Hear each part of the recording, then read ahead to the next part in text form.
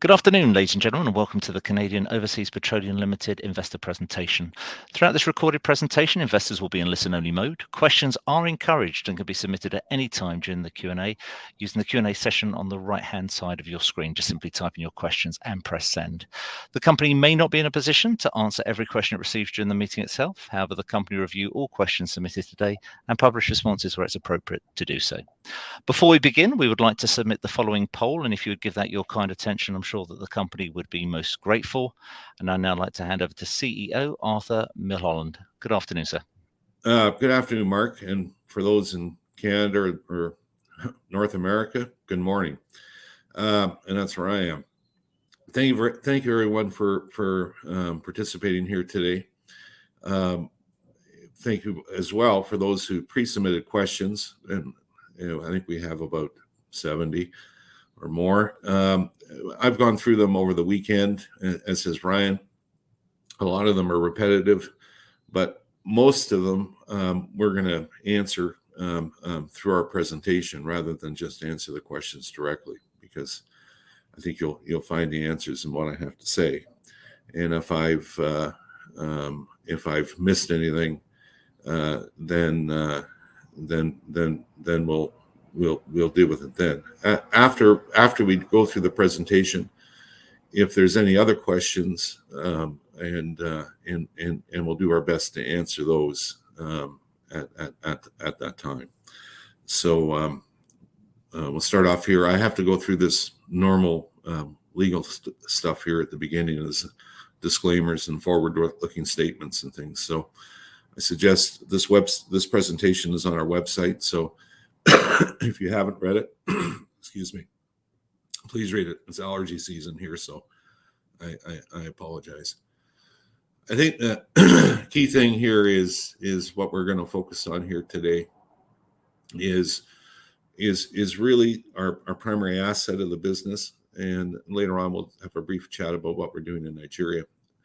But what you're seeing in front of you here now is a map of our asset here in Wyoming, which consists of three units: the Barren Flats Shannon unit, which is currently under miscible flood; the Barren Flats Federal Deep unit, which is an exploration unit under the terms of the Bureau of Land Management of the Department of Interior, because the vast majority of these are federal leases; the Coal Creek unit. And then outside of those unit boundaries are what we call non-unitized lands. So in essence, we're the operator of all of it, and so our focus today, or at least in the short term, is on the units, and the non-unitized lands will follow in as we go here in the future. The next thing is that the Shannon field, as you can see in our reserve report that's summarized in our annual information form, which was on CDAR and as well as our website on March 31st, will say that the field itself has a 40 plus reserve life, and it's in the oil field vernacular. It's basically new, rather than old.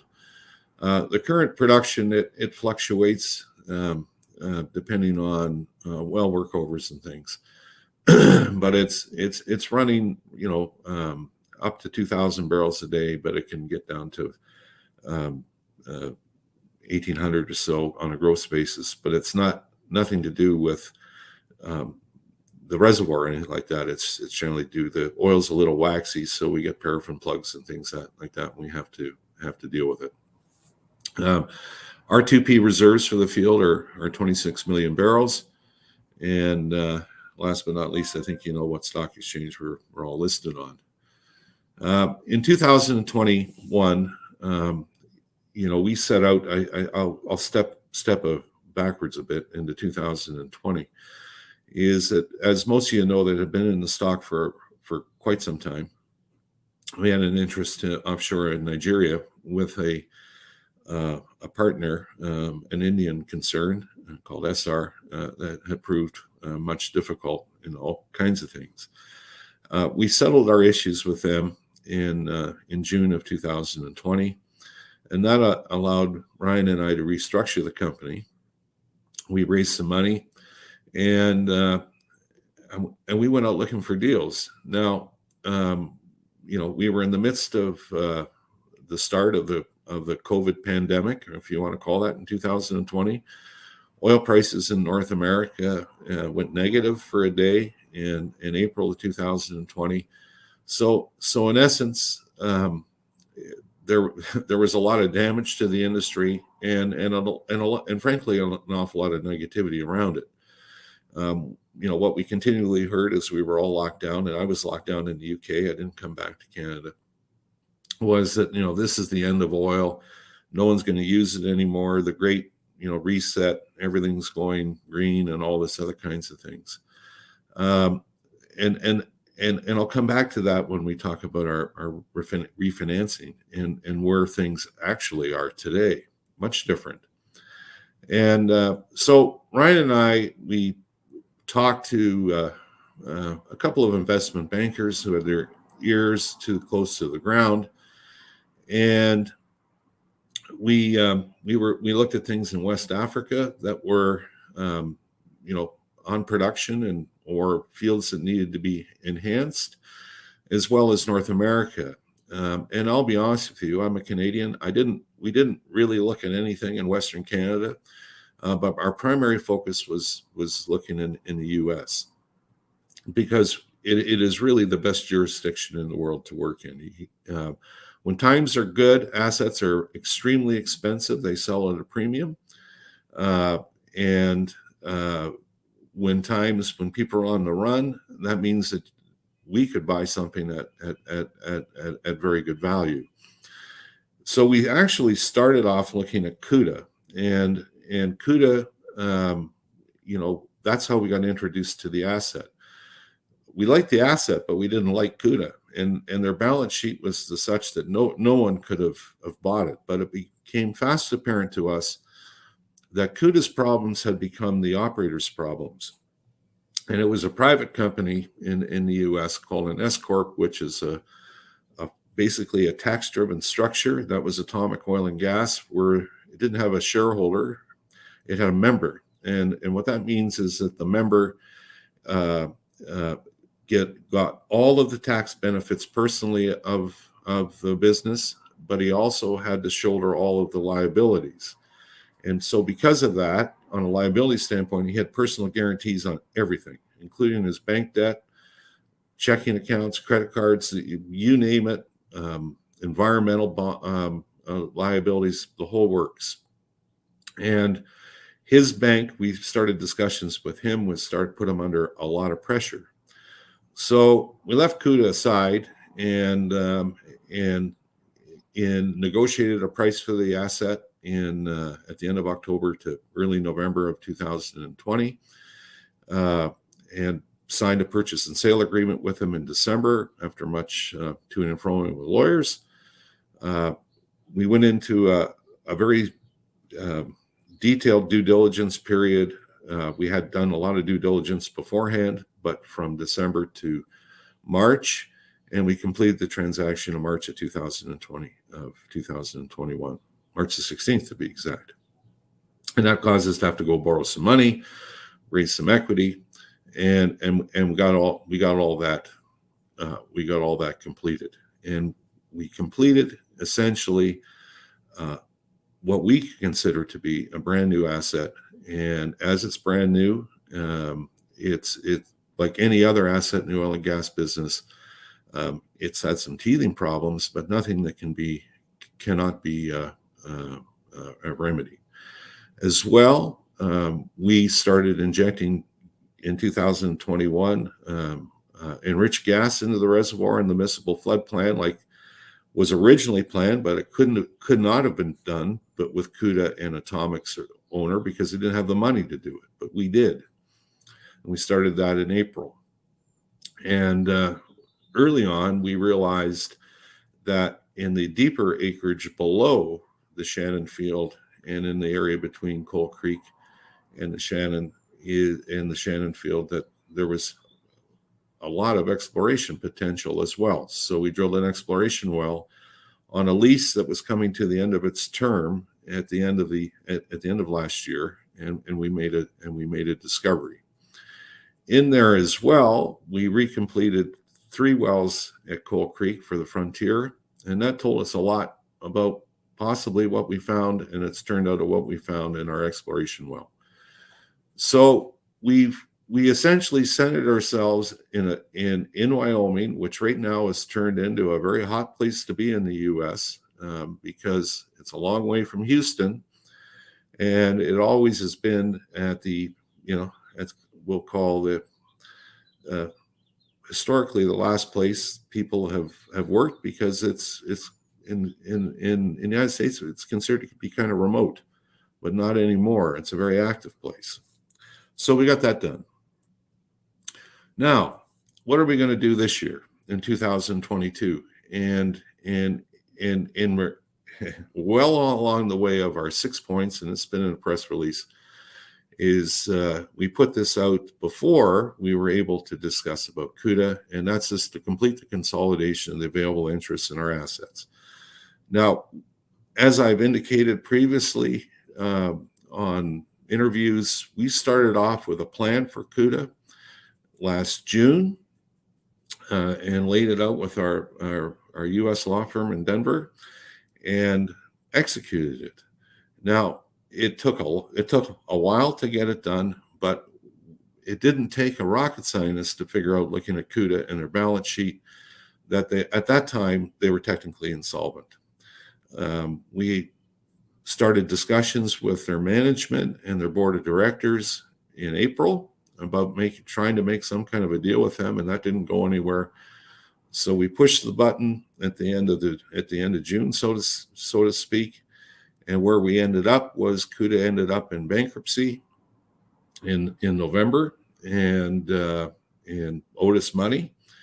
Now that impacted our operations because we had to carry CUDA throughout the year last year and well into this year as well.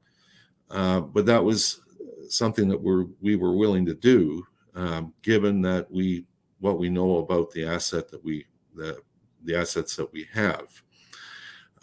As a bidder, we had intentionally bid at CUDA on a credit bid, which we're allowed to do because we are a first lien secured creditor of CUDA in the United States, not in Canada though, because their parents in Canada. And that gave us the strength to know that we could bid a credit bid under U.S. bankruptcy law, which means the money that they owe us at the effective date of the bid was essentially equivalent to cash.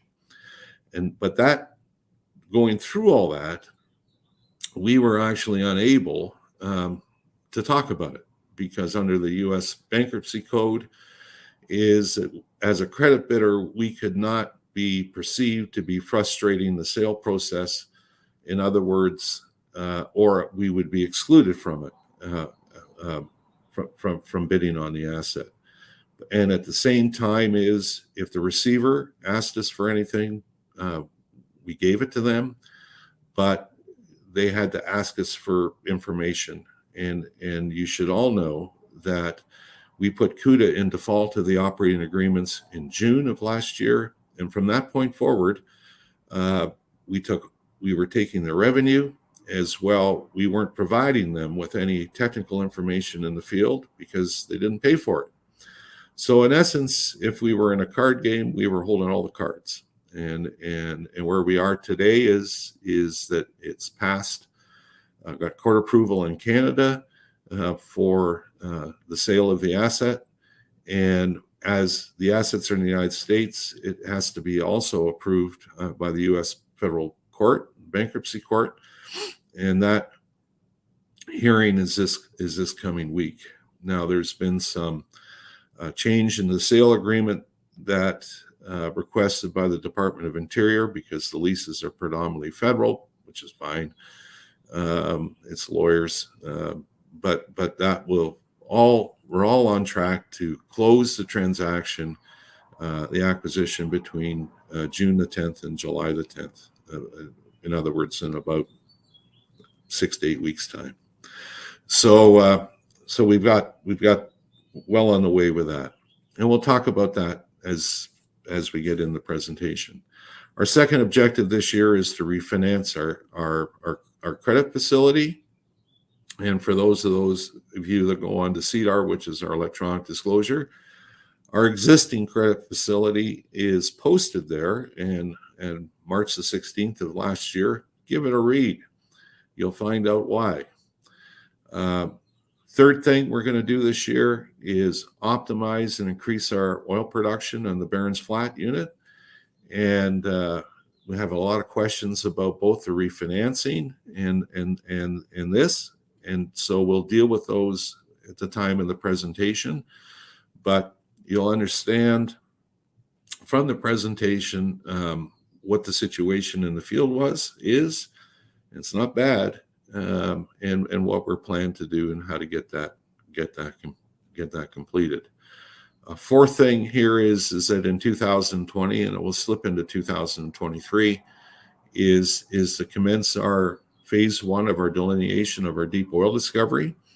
Now, we got the green light from that in late March from the Bureau of Land Management because they're the regulator, and so we're ready and starting to go.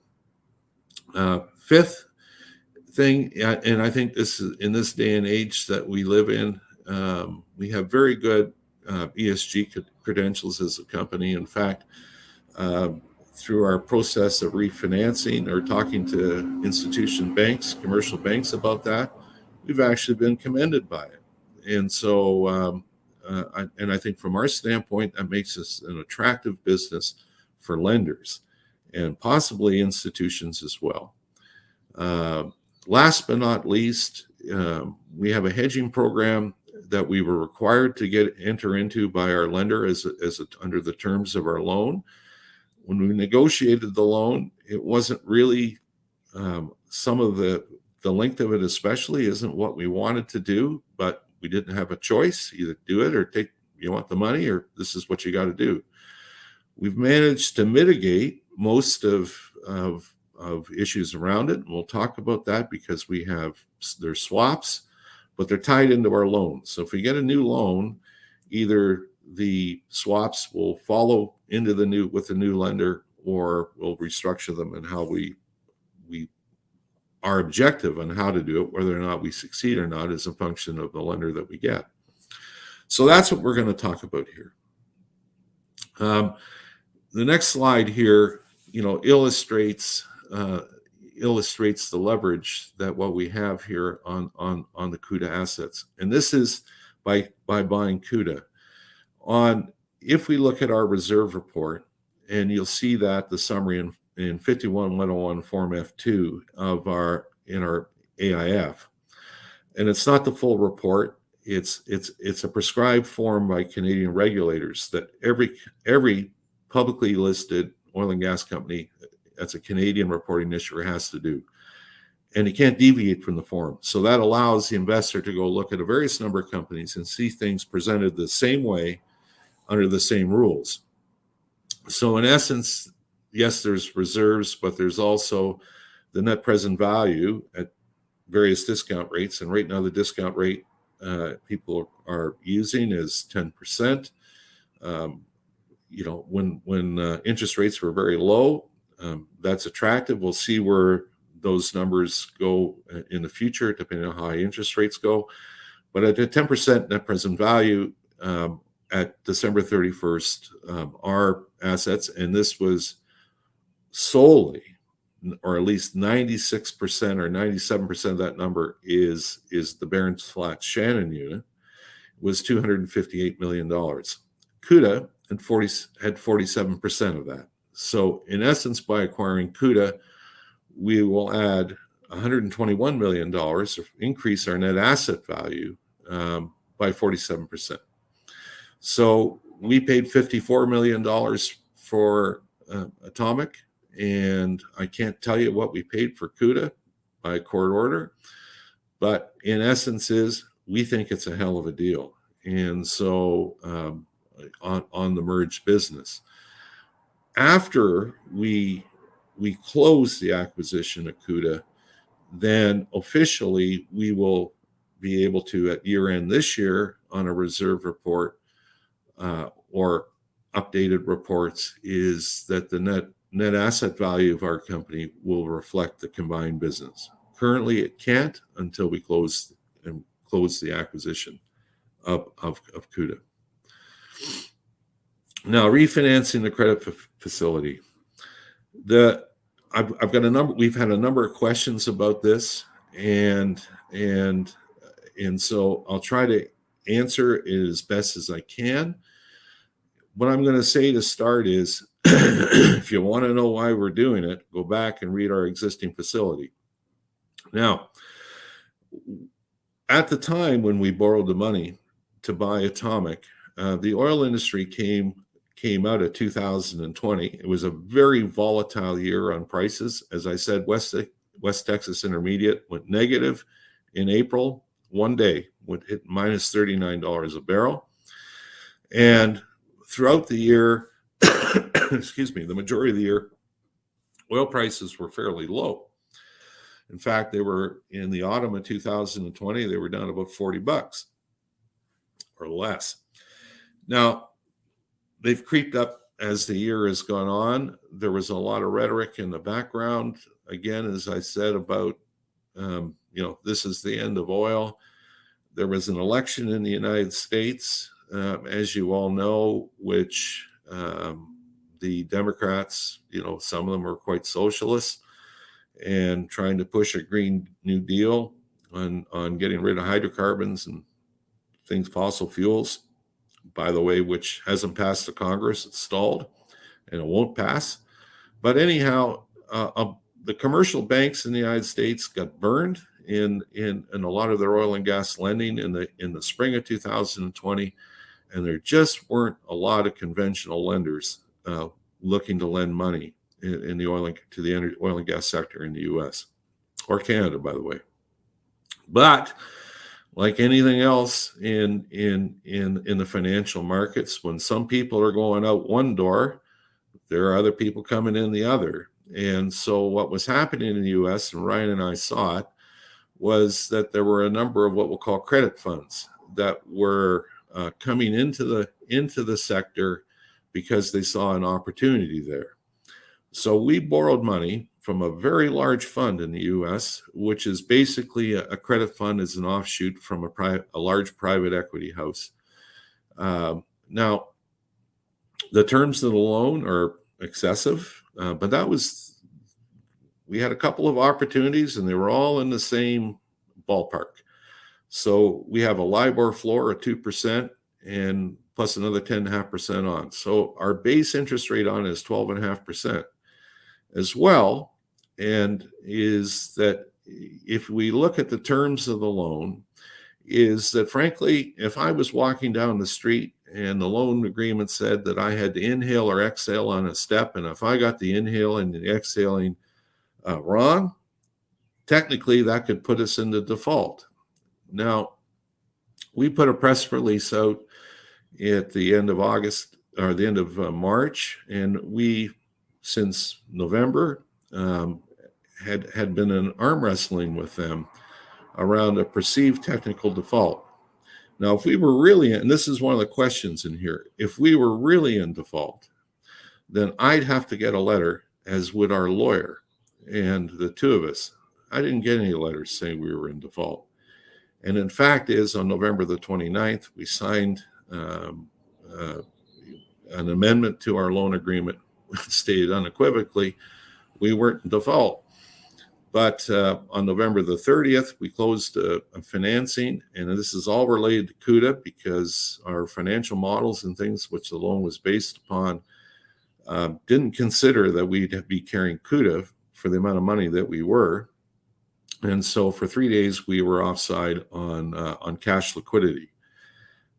As a function is because we were buying butane at the end of the month. We had to pay for it for the next month, and we didn't get the adjustment on our crude oil production to the first week of the following month. So over that couple of days that we were offside, but they knew about it.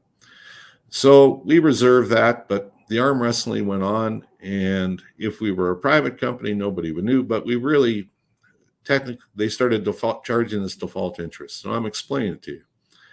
Now, accountants look at things a little bit differently, but the business was never at risk.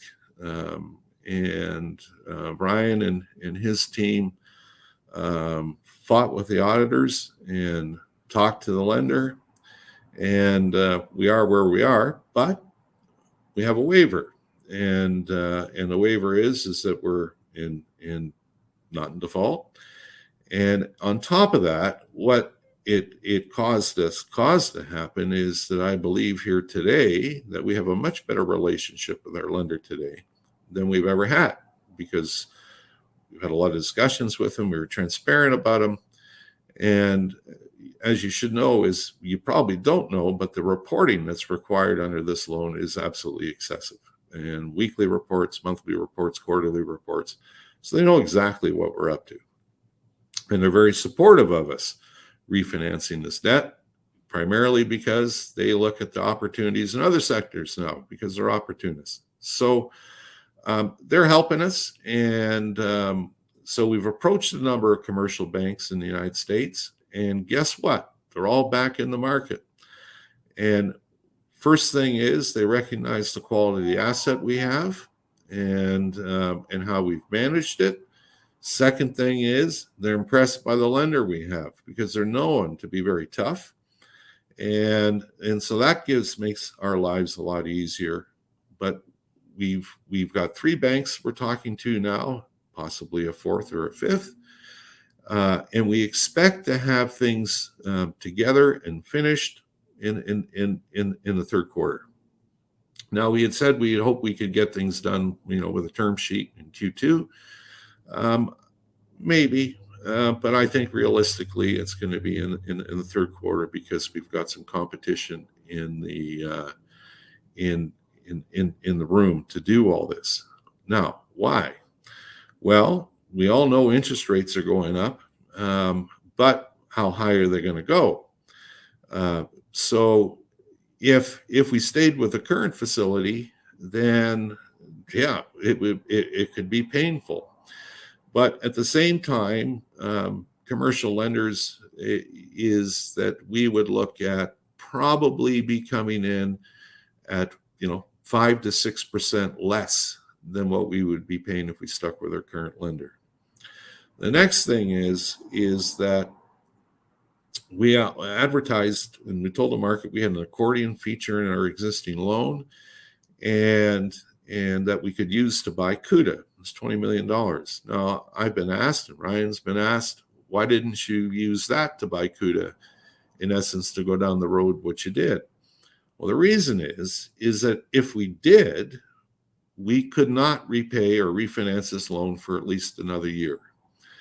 And that's under the terms of the loan agreement. So we decided was that rather than tie our hands together for another year, is to not to go down that road, and that we would value the relationship with a commercial bank and a reduced interest rate, because we could see inflation in the wintertime was going to, I said a year ago, with governments throwing out money out the door, that this was going to happen, and it happened all globally. So strategically, it's much better for us to do this, and much better for the company to do it. And as well, oil prices have come up dramatically, and there is a feeling, and it's there in the financial press as well as in the sector with banks, that oil prices aren't coming down soon. And the reason being is it's just not Russia invading Ukraine. There's more to it than that. There's been virtually no investment globally for 10 years. And outside of the shale basins in the United States, that's it. If we look at West Africa, which we're familiar with, countries like Nigeria, there's no new money has gone into Nigeria for longer than 10 years. So in essence, is that every barrel the world consumes about 100 million barrels a day, is that if it's not being replaced, then then production capacity becomes short. And that's where we're in here, where we are here now. So that gives banks confidence of looking at the market and saying, what's the risk of oil prices dropping dramatically? They don't see it. I don't see it. And so for us to attract interest from a commercial bank, we're at the right time. And especially with a long life asset, something that's not declining. It's got an inclining production curve. So as we go forward, that you'll know about it. Now, tied into this is one of the other questions that I get constantly is, why aren't you or your directors out buying more stock? Well, since we announced in the market that we're actually refinancing our bank debt, and we know an awful lot more about it than the market does, is that one of the rules that Ryan and I and our board of directors have to live by, and are no different in the United Kingdom by the FCA's rules or the regulators here in Canada, because they apply to both countries' jurisdictions apply to us. If we said we're out to do a refinancing on a loan, we're essentially, how would you say it, in a closed period. We can't buy stock. And so given a company in the nature of our size. So at that, the reason why I bought stock in January was primarily because we knew this was the road we were going down here this year, and I had a very, very short period of time to buy stock, and I did. And yes, it was much higher prices than the share prices today, but you know what? I know what we have. Share price is going to go back up, so I'm not worried about it, and neither should you. So that's where we are there. Ryan, do you have anything you want to add to what I've said about, because you're in charge of this side of the business? Yeah, Arthur, I think you summarized it incredibly well. And what I would say is that, yeah, I'll reiterate what Arthur said, that the state of the oil market right now and the macro backdrop with interest rates coming up, the banks are very hungry again. And our project is getting a very good reception, a very warm reception from the traditional oil and gas lending banks who are very active. Wyoming is a great place to operate. These banks recognize that. And I think what stands out about our project, and what I'll leave you with, is that they recognize that this is a new project. It's a modern oil project. It was built leading up and commissioned in 2019. And unlike most miscible floods, this is a secondary recovery scheme. It's not an end-of-life recovery scheme. So the inclining production curve, the long life reserves, and the current market are certainly a helping hand for us. And I think we're very much looking forward to updating you as we progress this. And Ryan just got back to London. In theory, he was supposed to be on a 4-hour flight because the jet streams from New York turned into 12. But he has been face to face with banks in the U.S. all of last week, as well as our lender, and updating them on it. And we're on the move, so to speak. So we started this process off much earlier this year. It wasn't last week. And we've got 2 groups of debt advisors. We also have another credit fund who's approached us unsolicited, and a large 100% energy-focused credit fund in the United States, because the word kind of got around on the grapevine, so to speak, and talk to them too, and see how competitive they are. There are pluses and minuses to that, but it's if we can get a better deal out of them than a commercial bank, it's worthwhile. Now, yeah, I would just say that the key to this game, Arthur, right, is to get competition in the room is the most important thing, so that we get a good deal for ourselves. Yeah, and for our shareholders. Yeah, and we have that. Last but not least, before we get off this topic, and it's not on any of these questions, but it's that I have, but it has come up throughout the year. Our current lender has a warrant the warrant is not on the top company. It's actually on the borrower, which is an indirect subsidiary on purpose called COPL America Inc. And it's a complicated warrant, but it's not what you think it is. It's not 5% of the total net asset value of the business. It's based upon the proved producing assets, and lots of things come off of that calculation. So one of the things that I've been personally criticized for, and Ryan, on social media is, well, why do it's dilutive? Well, no, actually, it's not dilutive to you. And the warrant is structured as a cash payment. And it's so why are we doing this is because the longer it goes on for, if we look at the true cost of capital of this loan that we have, it's not 12.5%. It's about 18.5%. So that's why we're doing this. And now is the time to do it, not next year. Okay. So we'll move on. Now, next thing we're going to talk about, and if I look at the questions that I've gotten over the weekend here, and just so you know, it's a bank holiday here in Canada today, so I'm doing this on a holiday Monday for y'all. That I got a whole number of questions, and this goes on the social media posts, thinking that somehow we were very stupid guys in the room, or we knew that the issues that we face on the facilities were there all along, and we possibly, and some people are very direct, accusing us of misleading the market. It's not the case at all. Now, let me explain about this.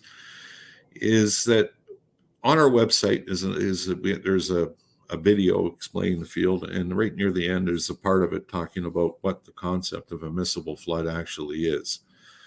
Now, early on, this field was actually found by a company called Chesapeake Energy, and who stepped on a big rake in 2015, and they had to restructure their business. They were one of the largest natural gas producers in the United States early on into the shale business. They had a big asset base in Wyoming.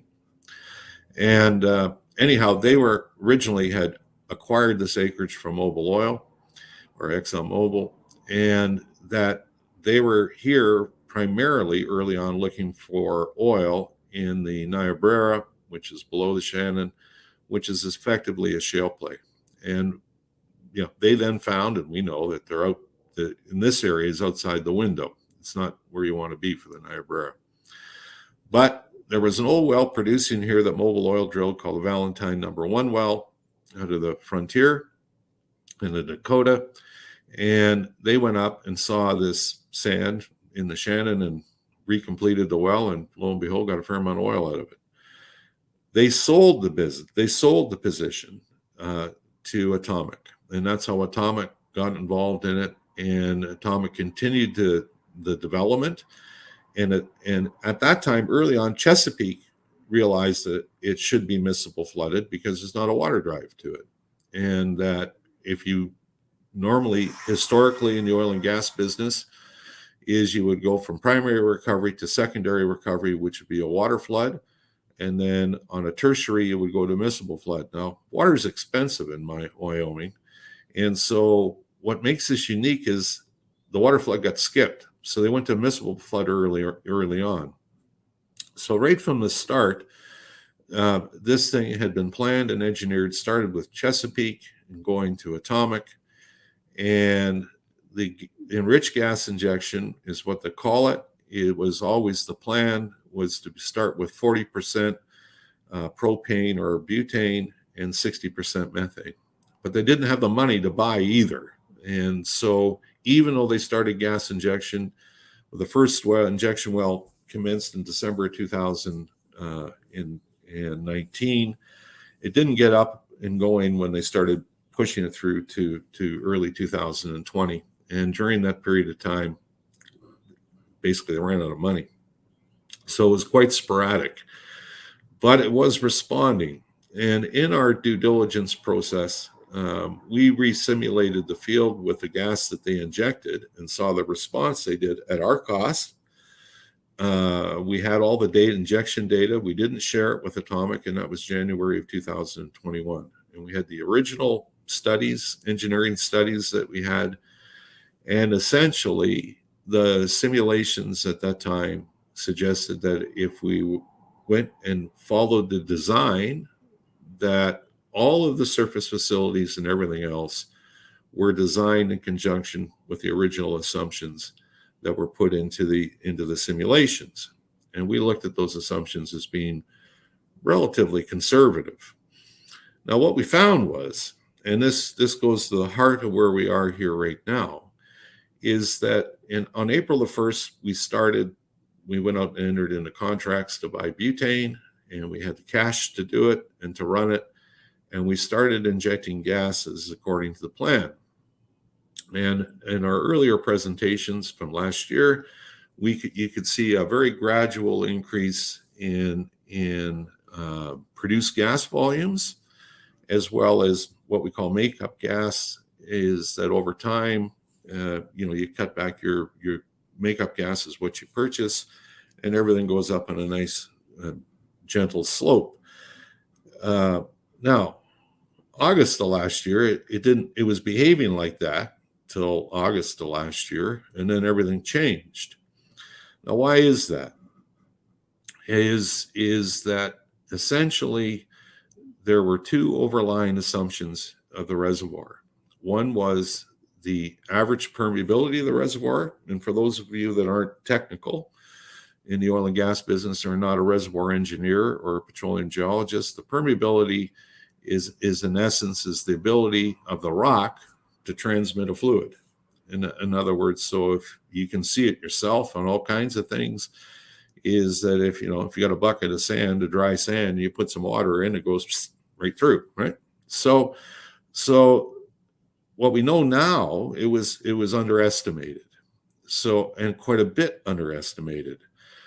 Now that caused us to go remodel the whole reservoir. So we created our own reservoir model, and there's a map in the back of this that shows our current model that our geoscientists took apart the reservoir and said, well, why is this? Now, we started seeing production first rather than the gas responding starting around the end of May, but it wasn't responding where they thought that it was going to respond. So we started tracking that as well as pressures and gas oil ratios.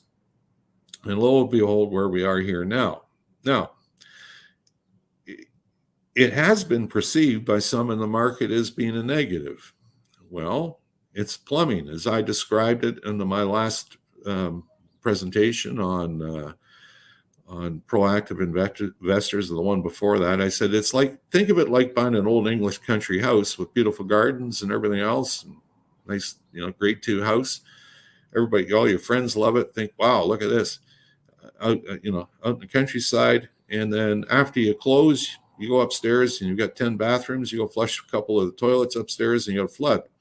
Now, I've got a couple of friends that might have done that, and plumbing can be fixed.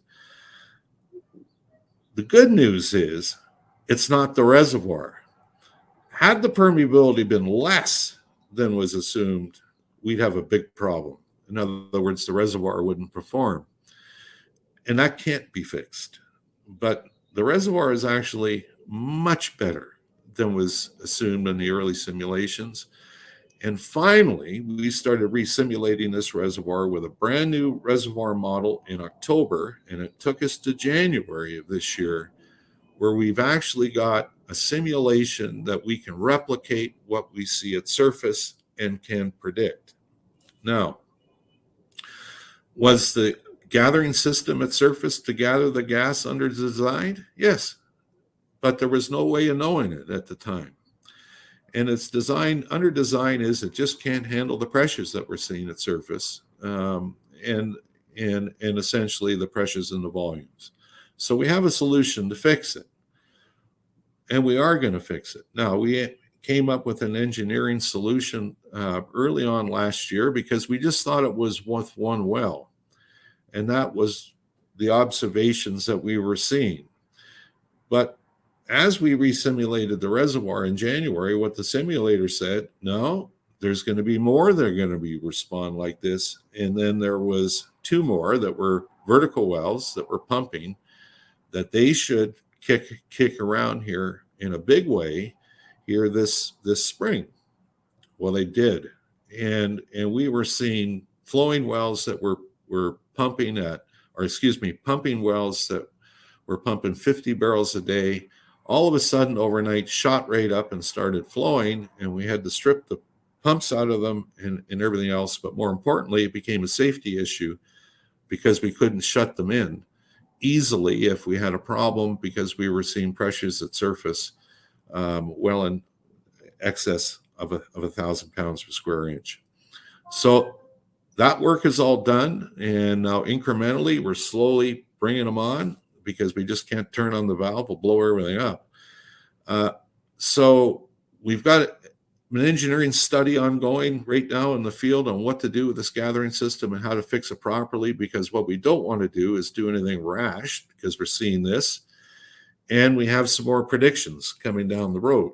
In conjunction with that, the simulation suggested that we emplaced a perfect miscible bank in this field, so we can actually stop the butane injection or the butane component for a while and go to pure methane and cut the methane injection volumes back. And so we've done that. Now, we have contracts to buy butane from a big gas plant in the basin, and for 5 years. Now, we've successfully laid all them off. So it took about a month and a half to get the takeaway on that. We started in January. So we aren't buying any butane now. And at any time we want to put butane into this thing, we can with a buyer. And it's at minimal cost to the company. So we've done a very good job at that. And give you an idea, we were buying up to 2.2 million gallons a month of butane, which is a lot, okay? And because we were such a big buyer, that allowed us to sell it and off on the other side on our contract. So right now we're going to pure methane, and we've actually reduced the methane down to try to bring these field pressures down and allow us to increase the oil production. So the only thing that's holding back the oil production is that, if we go to our ESG, our permit doesn't allow us to flare any gas. We recover all the produced separated gas, and it goes back to the plant for recompression and reinjection. So when we say we don't flare gas, we don't. We only flare gas if we have to. If we got to bleed a well, we got high pressure, we actually have to turn it to flare to bleed the pressure off of it. Second thing is that we recover all the vapors from our tanks. So in other words, in the vapors are things like butane, propane, and we recover all those, and it goes back to our plant. So our issue is high pressures at surface, because the gathering system can't handle them. Now, so our solution is either rip it all out and put higher pressure pipelines in. Now that's really expensive, or just keep the working pressures the same and just put more pipe in the ground. So we increase the volume, and ergo what that does that we can take away, that reduces the pressure. What we don't want to do is go down the wrong road. In other words, go say that, hey, we got a conclusion here, this is where we are, and build something that may not work. And we're not going to do it all at once. We're going to do it in phases. So we know the parts of the field where the issue is, and it's going to be the rest of the field around the flanks and the edges. It's performing the way it was originally designed. And so it's not a field-wide thing. It's actually in what we'll call the sweet spot of the field. But we don't know actually how big it is yet until this thing sort of moves along. And we've got some additional drilling to do. There's 8 production wells and 1 injection well that's going to be done later this year starting. And some of those are in the trend of this sweet area. And then so until we see where this thing is going, and get our engineering to go study, that's it, front-end engineering is going on right now, is give us all the options. So we do it incrementally and get it done properly. Our target is to get the first phase of the gathering system done by the end of this year. Now, I would have been happy to get it done in August, but what we're seeing here is caused us, especially in the last month and a half, it's caused us to step back a bit and say, well, what happens if we go down, as a simulation said, that these wells were going to start flowing, but the flowing pressures we were seeing surprised all of us, much higher again. So we have an awful lot of production capacity right now restricted, and once we get the pipeline system sorted at surface, then it will go up. And so we're targeting that here later this year. I just can't say when it's going to happen because we want to make sure we do it the right way. Second thing is that currently we have oil production facilities on each well has its own tanks, except for there's two that share, combined two tanks, and is designed a central oil production facility, what we call a central battery.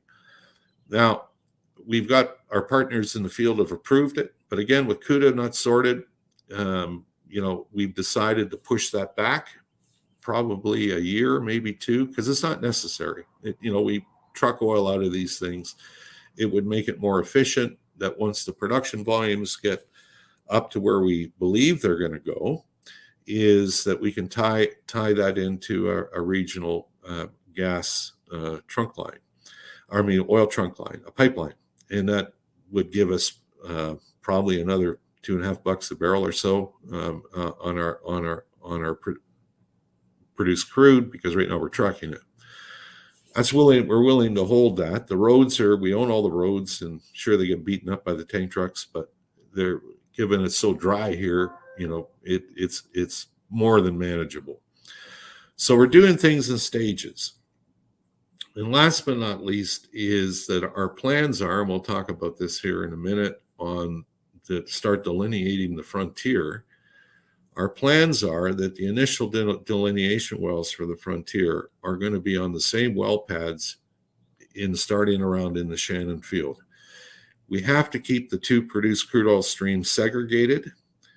The gas that we produce, associated gas from the frontier, we will take into our plant and conserve it, but we have to have two sets of oil tanks from the royalty structure in the U.S. We have to keep it segregated. So we thought it would be prudent to see how the frontier goes before we start building a new oil facility.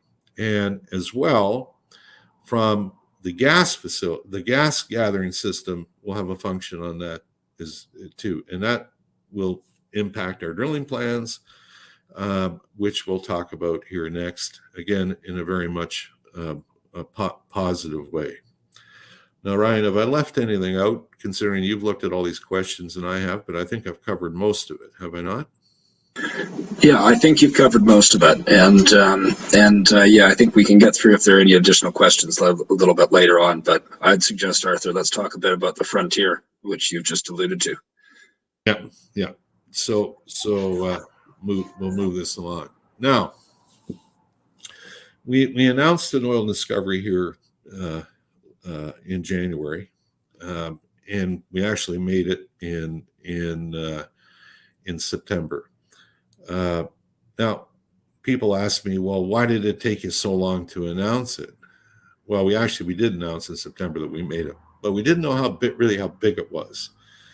And we have geoscientists. I've been in the business for 39 years, know one or two things. The key is before I was comfortable in saying to the market really how big of what we had to be comfortable ourselves. And frankly, we started seeing things that, some people would disbelieve, okay? Because you would say, well, this is 2022. Why is this thing still here? And that was one of the questions that I had. And now we know why, and the issues that we faced while drilling the discovery well in the frontier sands, our drilling mud losses, cement losses, everything else. And a lot of the pre-existing wells in this part on our acreage package were drilled from 1952 to 1982. Nothing after that, except for the production wells that were drilled on the Shannon field, the deep control, and most of them in the late 50s and 60s. Now, if this land package was in Alberta, where I am here now, it would have been drilled in the 1980s, easily. But why? Because the land tenure system in Wyoming is different. Second thing is that this part of Wyoming was always the home of small oil companies. Now, Mobil Oil had a lot of acreage around here, but they didn't do very much with it. And it could sit on their leases for an awfully long time. So the reality is, with Chesapeake buying up Mobil Oil to start, and then going on down the road, selling it then to Atomic and to us, essentially really opened this thing up. And we're fortunate to have that. Now, we engaged Ryder Scott to do a resource report. And I should tell everybody, again, with the questions that we've been getting, is that on this over time, is that this resource report is not the same as a reserve report. The reserve report is, by regulation, as a Canadian reporting issuer, there's a form that it's done in. It's the most rigorous in the world because of scandal, much more rigorous than in the United States, SEC style. And compared to Europe, well, let's just say the European style reserve reports are the Wild West, okay, because they're all different and they're not done to a set of standards, which they are here. Resources, on the other hand, are different than reserves. Now, when we asked Ryder Scott to do it, it was at the end of their, they were working on their year end. They have lots of clients, just not us. The reserves, which all public companies in Canada that are reporting issuers are required to file by March the 31st for the effective or the date of the report is at year end, at December the 31st. And they have a price forecast on that, and which is their price forecast. It's a totally independent. Our reserve report is totally independent. It's, we have nothing to do with it. They just give it to us. We can question it and say, well, maybe I made a mistake. But we asked them to do a resource report, which frankly in Canada is not done that often. And the reason why we did it is twofold. One, it's common in the United Kingdom. And so to give you confidence that we weren't just blowing smoke at you. But we have, regulations here in Canada, which is, the reporting of oil and gas reserves. And it's a national instrument. It's called 51101. It's the standard. And it does have standards for resource reports, but they're rarely done. And so, it's taken some time. And not only that they went through the same thing that our guys did and started looking at this and saying, well, this just can't be.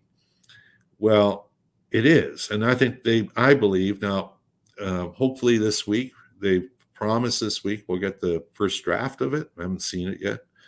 But the communication they had with the team that's working on it has been that they're essentially following the same path that our guys felt.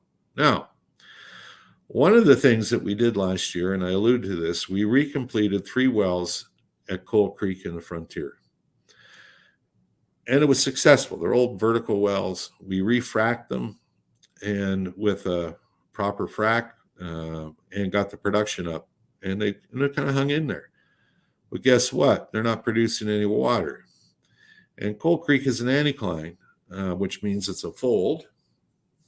There's no oil water contact for the Frontier there.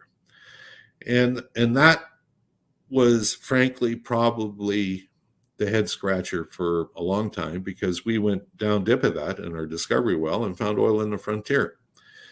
And so it's all one big field. Yeah. And of which the Coal Creek structure is, structurally higher, but it's on the western boundary of it. And we feel that we've mapped it properly.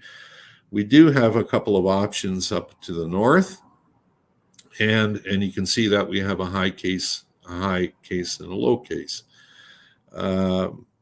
There's reason to suspect that the high case is there, the upside case, and I won't get too much geology in here, but this is an area where the shoreline, the original shoreline of the basin, changes. It actually reverses. And so it goes from basically north-south to northwest-southeast in this area. And so these are offshore marine sands originally that followed parallel to shoreline, so you can probably get like a big U, like a big catcher's mitt. Now, time will tell, but our base case is fine too. And but that's been part of our enigma. But I think we're comfortable in saying that we believe that the high case is where it is. But it's going to take at least one well to prove it. So that's where we are now. We'll have this if we see a draft here this week. It also goes to our reserves committee of our board of directors, which are non-executive directors or independent directors, and you can see who they are on our information circular. And so they got to sign off on it, not just us, not just me or management. There's a process that goes through, and so once we get that, and I suspect we're probably a couple of weeks away from it. Then we'll release the results of that to the market. But you should also know is that anything that, whether it's a press release or how we have to get Ryder Scott's approval to do that, which shouldn't be a problem. So you will have that. Now, we are going to delineate it. And what we've decided to do is that initially was to go and drill the additional production wells in the field, 8 plus 1 injection well, and first, and then drill the delineation wells after that. Because of what I talked about before in understanding things, we've changed our minds. We're actually going to drill the delineation wells first. And so to do that is that, we've been out looking for a drilling rig. One thing everybody should know here is with oil prices going crazy, which they have, a lot of people are looking for drilling rigs as well, and everything from oil field tubulars, which is steel pipe. There's actually no shortage of drilling rigs in North America. There's a shortage of crews, but we're fortunate. We've got identified a rig, and we're very specific in the kind of drilling rig we want. This rig happens to have come from here in Alberta. It's a Canadian rig. It's fully winterized, is what we wanted. Most of the rigs available in the U.S. work fine in West Texas, but you go to Wyoming in the wintertime, the crews will get the first bus home because they're not protected from the elements, and which they are here in Western Canada. So it's basically a Canadian drilling rig, Canadian drilling contractor. The crews are all from here in Alberta. They're used to working in the wintertime. And more importantly, the rig has got this proper specification for us to drill these horizontal wells. In other words, it's got a derrick that if we get stuck, we can pull out of the hole, we can pump ourselves out of the hole, so it mitigates a lot of the risks that we do through the whole process. So we're working on the permits here now. We have the Bureau of Land Management has told us in late March that each year on this unit, we have to drill either a minimum of 3 vertical wells or 2 horizontal wells each year. If we drill 10 wells in a year, we can't carry them forward. That's just their minimum per year on the 12-month period from March the 31st to March the 31st. And so they're aware of what we have here. And so that's their edict. Now, at the same time, is that politically in the U.S., they've slowed down the permitting process, Mr. Biden has.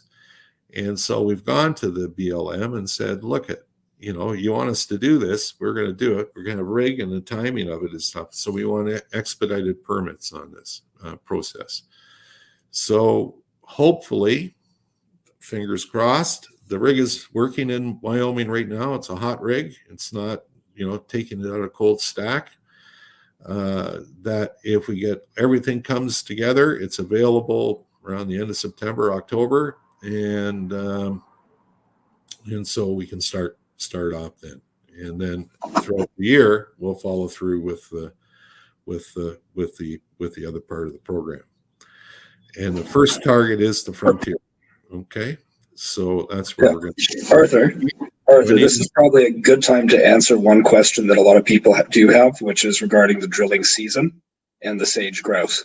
Yes. So in this part of Wyoming is the sage grouse nest from March to the end of July or the beginning of August. And so what we cannot do is start drilling in that period of time on federal leases. A freehold land where someone owns the surface rights, that's debatable. But at the same time, if you start before March on an operation, you don't have to shut it down either. The issue is not the actual drilling process, but it's building the lease, the surface leases or the pad to put the rig on. So if our intention is that to mitigate a lot, and it's a gray area, that if we put this rig on an existing well pad, our surface disturbance is minimal. We're going to have to make it a bit bigger because there's oil tanks on it and everything. There's a producing well on it. But in essence, right now, those are the only restrictions. It's just during when they nest. Now, that said is because they burrow. These birds actually burrow in the ground. If we ask people, you ever seen a sage grouse out here? They kind of look at you. No. So it's, they've all been eaten. I don't know, or hunted because it's an endangered species. But it's an issue that we can work around.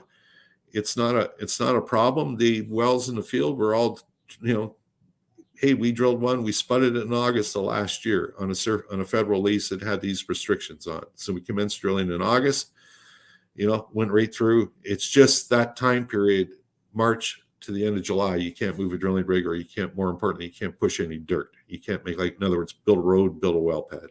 Okay, that's really, or pits, and where you put your drilling mud in after it's circulated. And we plan a pitless system anyway. So we're trying to do everything we can to mitigate that. But that's the only restriction relative to sage grouse. Have I missed anything here, Ryan? No, I don't think anything's been missed. No. No, so I'm popping up with a few questions as they come in here too, so we can try to hit them as we discuss. Yeah. And, No, I'm just trying to cover all the things off that I had in the questions, and the timing of the Ryder Scott. One of the other things I should say to you and everybody as well, as it is a resource report, there's no reserves. The reserves associated with the discovery well are in our reserve report, and that's for the Dakota because it's on production. Those are the Canadian rules. Is that for the frontier, this report won't affect our ability to borrow money. The borrowing base that we're looking for is based upon the reserves in the Shannon as well as at Quail Creek. And I should also add that the BLM's ruling for the 2 wells only applies to the Barren Flats Federal Deep Unit. In the next 12 months, we also plan on drilling a horizontal well at Coal Creek in the frontier as well. But that's not part of the edict of the 2 wells. It only applies for the Federal Deep Unit.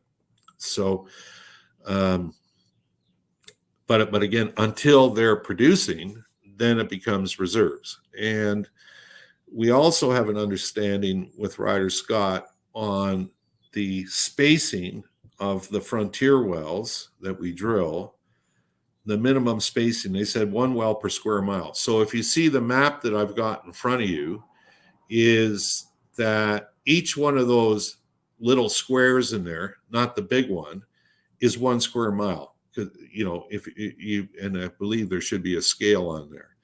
So in essence is if we put one frontier well every square mile, they'll give us proven undeveloped reserves in between them and proved producing reserves around the producing well. That's just the methodology that they use.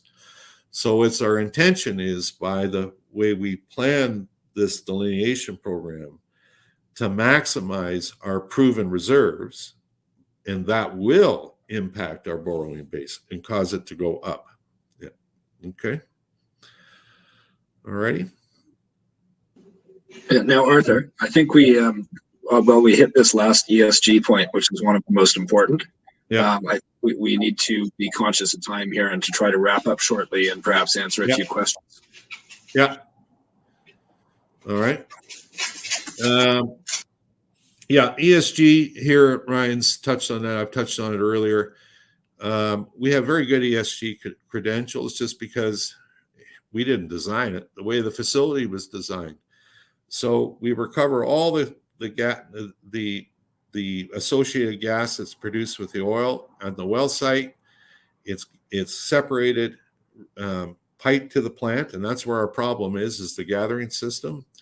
It's recompressed at the plant up to 4,000 pounds per square inch, and that's what heads to the injection wells.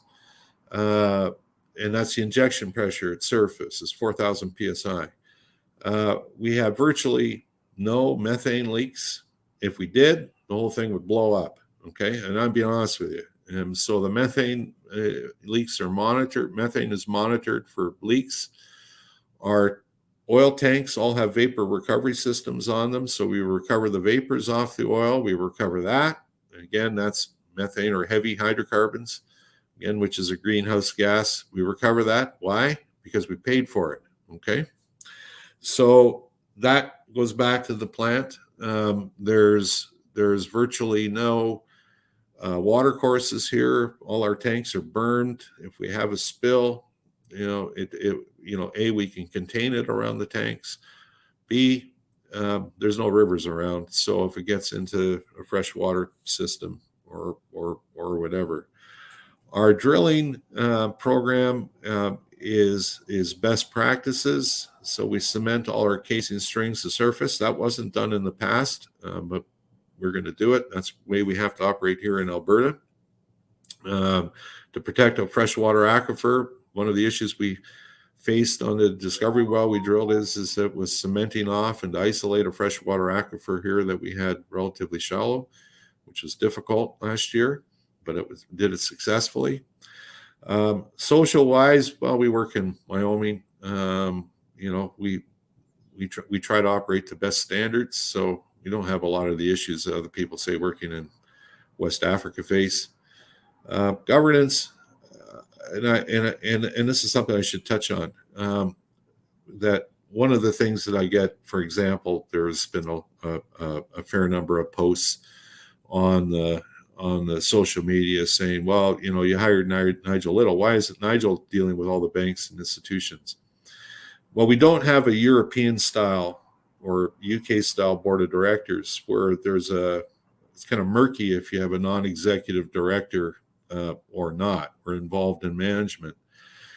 In North America, and I mean that in Canada, the United States, is quite clear by regulation, is that non-executive directors are there for governance. It's not for management. If they cross that threshold, they're no longer not independent directors. They're considered to be independent directors. So that's why we have various committees. We have an audit committee.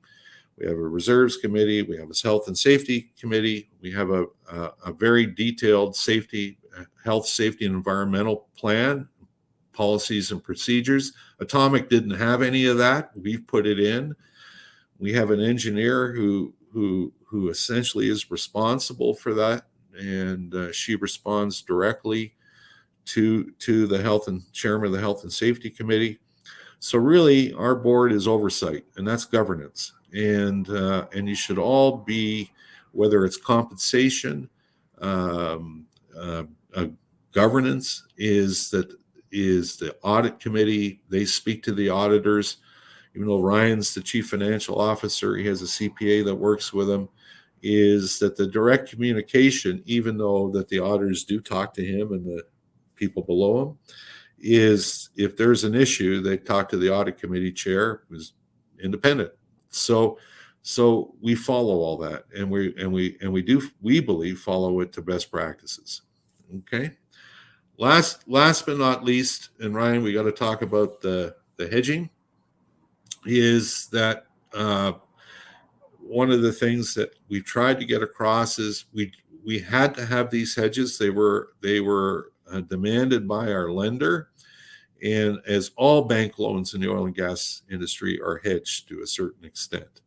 Now, these aren't tied. These are pure financial instruments. They aren't tied to any production levels that we have, nor are they tied to butane volumes that we inject.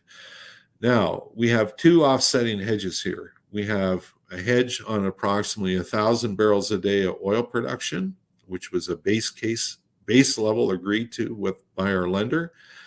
And it was, the price is awful, because it was done last year, in March of last year, on the forward curve at that time for West Texas Intermediate. No one ever thought oil prices were going to go to the stratosphere like they have back then. You know, hindsight's always 20/20. But back then, if we had thought that crude was selling for about $62, the industry thought, maybe it would be range bound between sort of mid 50s to mid 70s. It's likely 55 to $70. And so here we are here today.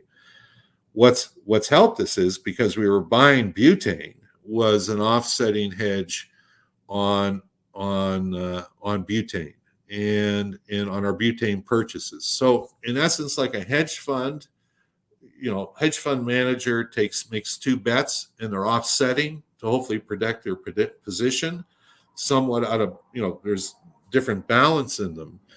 So yes, we've had hedging gains and we have hedging losses. Now, we had a hedging loss in the first quarter. The thing is that on our refinancing, the two are tied together of our bank loan, is that the swaps that we have, again, are purely financial instruments. And so if we go to get a new bank loan, either they're going to have to be paid out because they are tied to our existing credit facility, guaranteed by our creditor, our lender, or they can get moved over to a new credit facility, or we can just buy them out. And so that would involve us in selling the butane hedge because it's worth money, because right now butane is selling for it's been as high as $1.80 a gallon. It's currently around $1.50.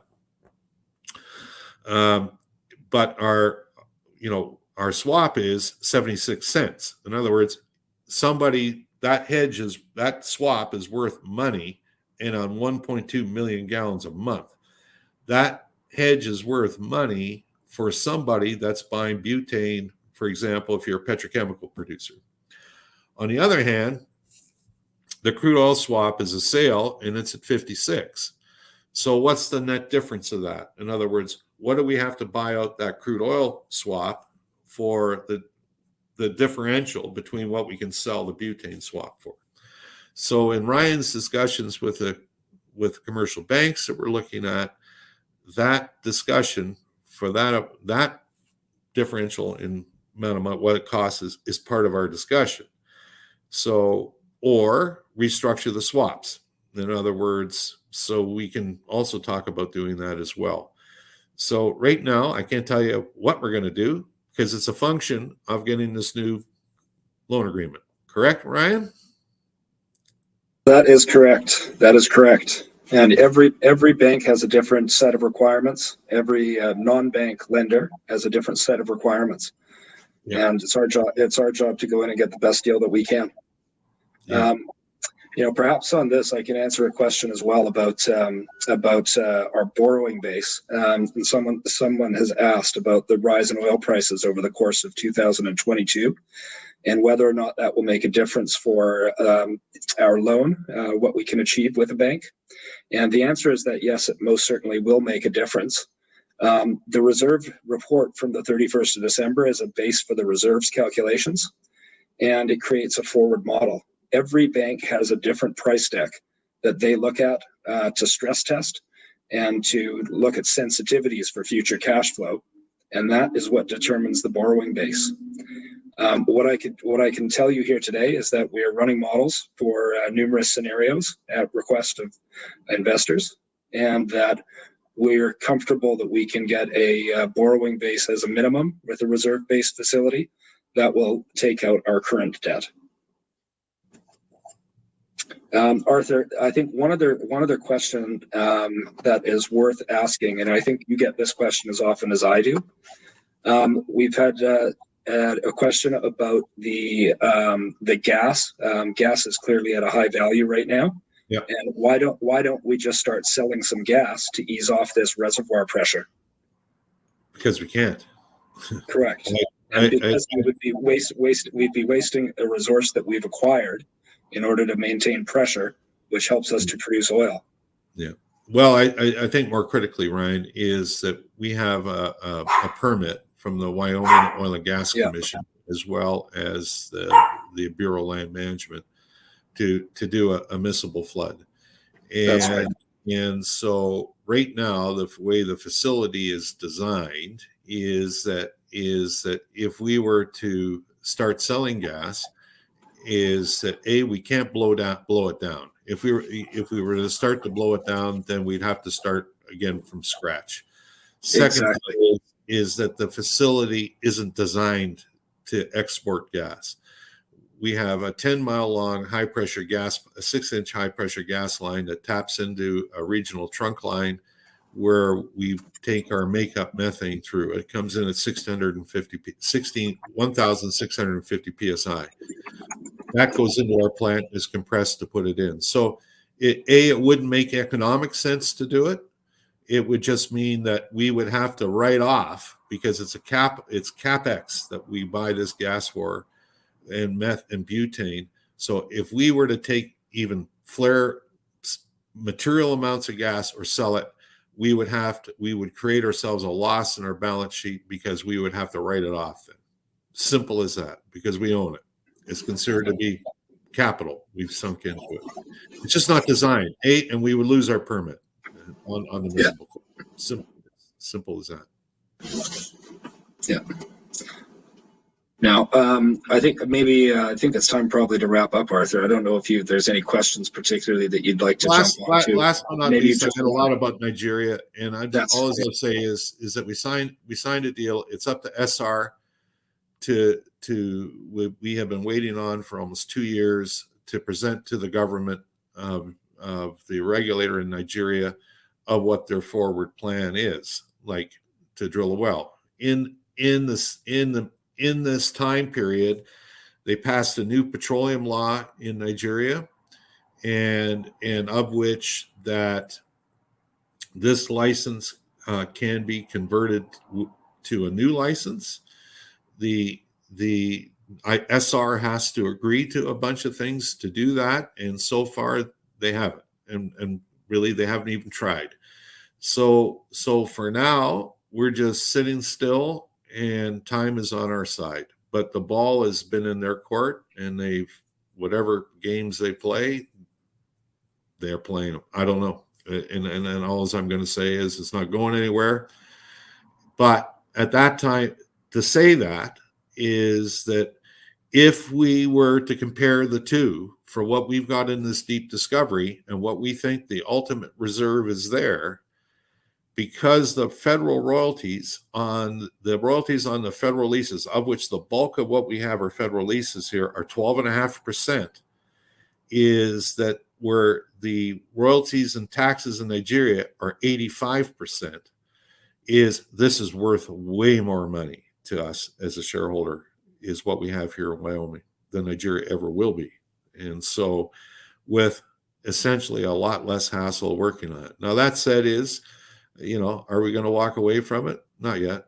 Let's just see how things go. Things just take time there. But right now, our focus is on Wyoming. That's great, Arthur. Ryan, I might just jump in at this point, seeing as we've captured pretty much most of your bank holiday weekend, Arthur. So thank you very much to all those investors that have submitted questions. And of course, we'll make all these questions available to the company. And should any other responses be needed, we can post those and notify all the attendees on the call with those additional responses. Arthur, Ryan, I know investor feedback is particularly important to you, and I'm quite keen to capture as much of that as I can for you. I'll shortly redirect investors to give you their thoughts and expectations. But perhaps before doing so, Arthur, I could just ask you for a few closing comments to wrap up with, and then I'll redirect investors. Yeah, that's fine. Great. Okie dokie. All right. Well, look, on that end, I'd like to thank obviously everybody on the call for attending today's presentation. May I thank Arthur and Ryan as well for your time. I thought you were going to ask me a question. No. I was just asking you for a few closing comments, but I'm so mindful I've kept you on for so long. Yeah, no, that's fine. I think okay. I think it was the last thing I want to say to everyone and is to make this really clear. I do get personally a number of emails from shareholders or investors. Our investor relations people do in Toronto and in London, and I think the biggest thing that I see here is that, and it's a function of social media, is the presence of disinformation.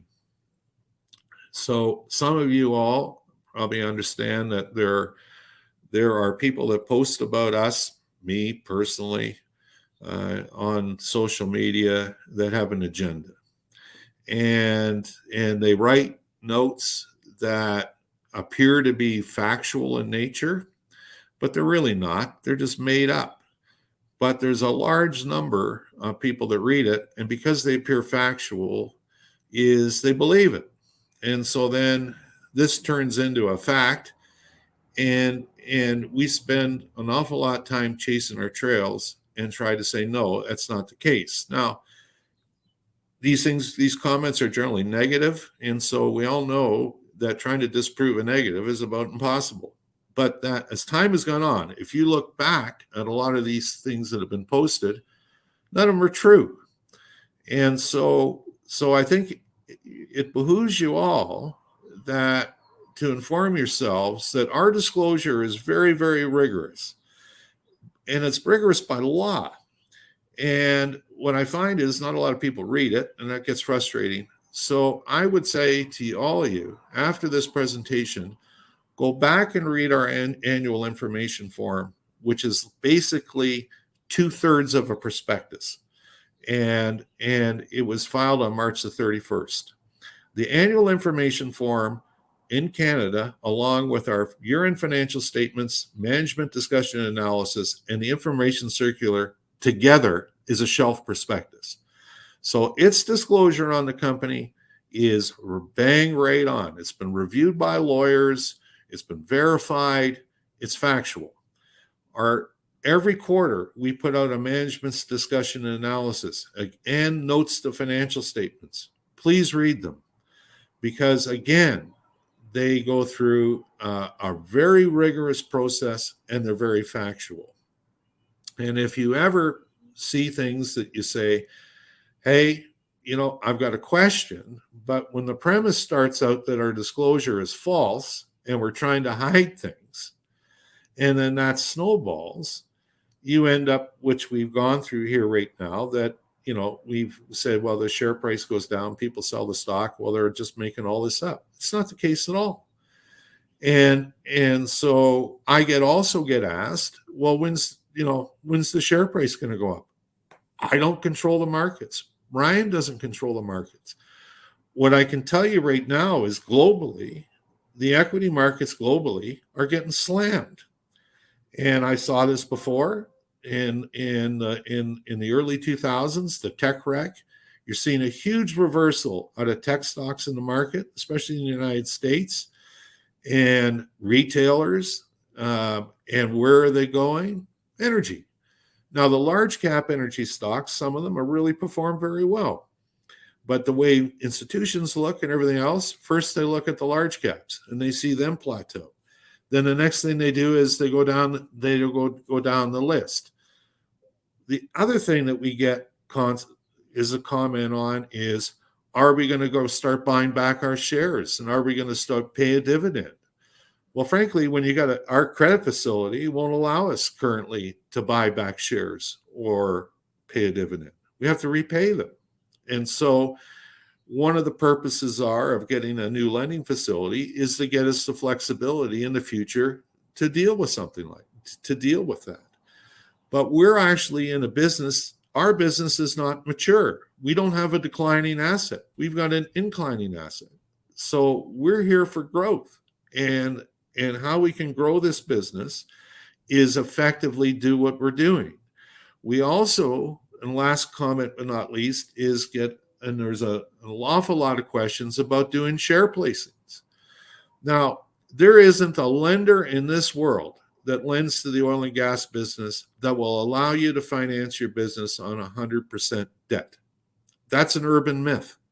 If we were private with private equity, you'd have a certain proportion of debt and you'd have a certain proportion of equity put in by the private equity shareholders to run the business. We're not any different. We also have to balance the fact is that if we can get debt, any lender is going to say how much equity or what's your capacity to raise capital to fuel your objectives.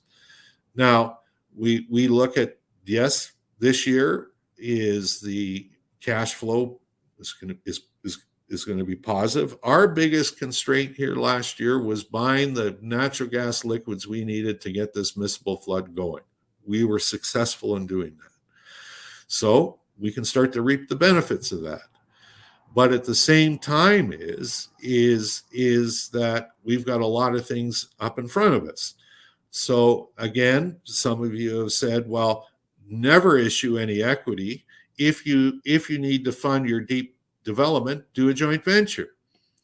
So in the shareholders meeting, I said to a shareholder that came all the way from the UK, I said, which do you think is more dilutive, issuing stock or doing the joint venture? And I said, let me tell you, doing the joint venture, everything is dilutive because you got to give something up. If you issue stock, you've got more equity out and the value of the company gets distributed over more shares. If you do a joint venture, and I've been on both sides of them, forming them and buying into them over my career, that's the most dilutive. Because don't forget, if we go to somebody in industry to bring in as a partner, their job is to get the maximum benefit for their shareholders. And so what they'll say is, I'll fund you to a certain point, but I want to take at least half of your interest for doing it. And I want to operate it too. So in effect is you have to balance what you can see. And I'm not making this up. It's the way the industry works. So yes, we've got something good here. So we have to balance, and we are talking to people about a joint venture. We've identified some, and they're the right people. Is we have to balance is what my job is to protect our shareholders and to give them maximum value, not somebody else's shareholders. So we have to say everything is dilutive. Do not delude yourself that we can go find a joint venture partner that says, well, you just paid for 2 or 3 wells and you prove it all up and then you're done. Life doesn't work that way. That's very naive. The industry doesn't work that way. They'll look at our land package and say, I'll fund you, but you got 48,000 acres of leases there and I want half of all of it. That's where they start. And so we to maximize am I saying that we're going to do something here? Nope. Not today. Which road we're going to go down, but we're looking at it. I think realistically, the best way for us is to go incremental so we can use a combination of our own cash resources or bring in a smaller partner. CNOOC's interest is for sale. It's not in our hands, it's in Beijing's hands when they do it. They've told us that. Is that something we'll look at next if it's available? Absolutely. We've also gone to them and said, look, if you're going to stay around, great, you're a good partner. They are. You don't have an interest in the non-unit lands or in Coal Creek. We do. So maybe there's something there we can go for them once they decide what they want to do as a potential for a small piece. But that helps us out. So we've had that discussion with them already as well. So we're looking at these things. But if you do a share placing and it doesn't add value to your business, yes, it is dilutive. But everything we do is going to be dilutive. How we finance our activities going forward, or it will be done very slow. I've been in this business for a long time. This is the 8th price cycle I've gone through. And what I know is you want to get the share price up and increase the value of this business, let's accelerate things. Let's get it done as fast as delineate this thing, because that's how we do it. So anything else? Have I missed anything, Ryan? I don't think we missed anything, Arthur. I know I'm now stretched for time and need to be somewhere, but I've got a phone call with one of our U.S. friends. But I think that from both Arthur and I, thank you to everyone who's logged in, who's asked questions, and continues to follow us. Yeah. That's great. All right. Ryan, Arthur, thank you so much once again for your time this afternoon and for presenting to all the attendees on today's call. Could I please ask investors not to close this session, as I'll now automatically redirect you in order that you can provide your feedback and your views and expectations directly to the company. This will only take a few moments to complete, but I'm sure will be greatly valued by the company. On behalf of the management team of Canadian Overseas Petroleum, I'd like to thank you very much for attending today's presentation. That now concludes today's session, and good afternoon to you all.